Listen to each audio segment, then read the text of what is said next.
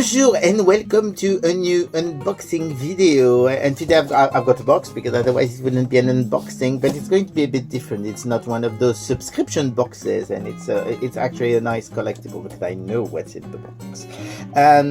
Basically, back in the 70s, there was a Japanese cartoon called in France Goldorak, and I think it was called in the US UFO Grendizer, and in Japan as well. And basically that was a major TV series. I mean, this is, for example, I mean that's the hero, and that's actually an original toy from the 1970s, which is worth a lot of money now. So it was quite a cult thing, and recently they started doing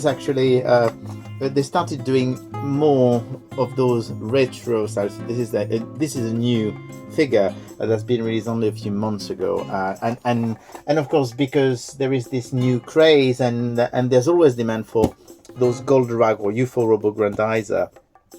They always do new figures. So let's see this one, which is actually a big size. There's lots of wrapping paper, so let's go directly. Yes, there's only that. So as you can see, it's actually wrapped in tissue paper or whatever it's called, and it's one of those. It's a bit like, you know, those I suppose those hot toys or things like that. So this is the box. So as you can see, this is the figure, and basically it's Duke Fleet, or in French called Actarus, and this is done by it's done by, I can't remember the name of the company. It's Dynamic, and those are supposed to be fully articulated figures, so deluxe figures. So we're going to check that together. I'm very excited. I love a bit of Goldorak items, and so here you go. That's basically what you get. So as you can see, it looks like it's we're going to try and open it, and of course the bottom, don't forget, always the bottom. So let's see what this Duke Fleet figure is like, but because there seems to be quite a few things, because as you can see, now that it's out, so we're going to remove this. There's lots of little accessories, a bit like when you have one of those hot toys or all those companies that make deluxe figures. So here you go, that's the figure. So as you can see, let's start by getting the figure. So the figure is actually very nice. So it looks quite odd. The reason is this is hard plastic, but that's actually cloth. But the figure is fully articulated, as you can see. So you can basically do that if you want to. Here you go. So as you can see, it's quite well articulated. So I'm not quite sure what the scale is, because it's definitely not a 12-inch. It's not 10-inch either, because I think, let's see, I've got a 10-inch. This is a 10-inch figure here, and the 10-inch figure is slightly bigger. I mean, they're both on the same, but you see how taller this one is. So it's not 10-inch, but it's not 9-inch either, because I mean it's smaller than 8, because the Mega are always 8 inches, and this figure from the 1970s is supposed to be 9-inch. So it seems to be, we're very close, but yeah, they were very close, but there seems to be a slight difference. So I suppose it's a 9-inch figure, or maybe 9.5. So here you go. So that's the thing. So of course you've got plenty of accessories, like you've got different heads, like if you want to have a screaming head, or if you want to have a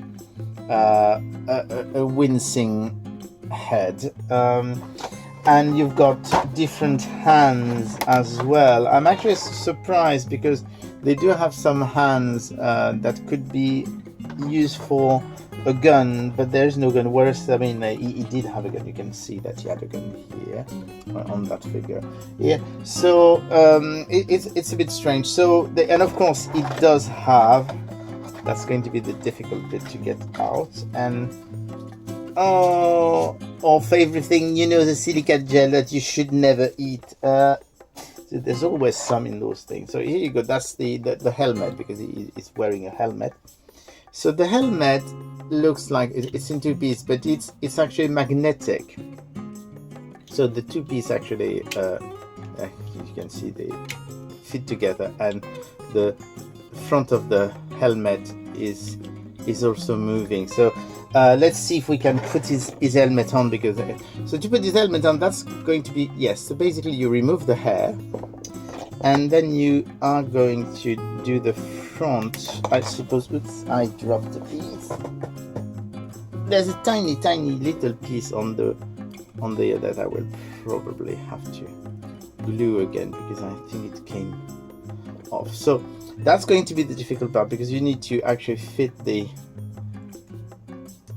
start of this, and I'm told by some friends that it's actually quite difficult to put into place. Here you go.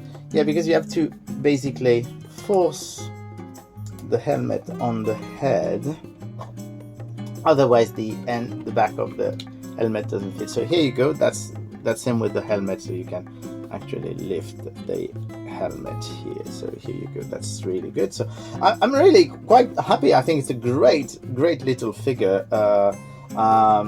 It's also the kind of figure I love. I love figures with real cloth, as you know from the Migos. So here you go. So that's Actarus, also known as Duke Fleet from Goldorak, UFO Robo Grendizer. It's a Japanese figure. And it's just been released, so it's still easy to find. Be aware that with Goldorak, UFO Robo Grendizer, items get difficult to find very quickly. They are quite expensive usually when it starts. This one wasn't too expensive actually compared to some I've seen, and they go up in value very quickly. So if you really want that figure, I would really recommend that you order it the soonest possible. So here you go, something a bit different for an unboxing. And it's really cool. I'm very happy with all that anyway, and I will speak to you again soon. Bye.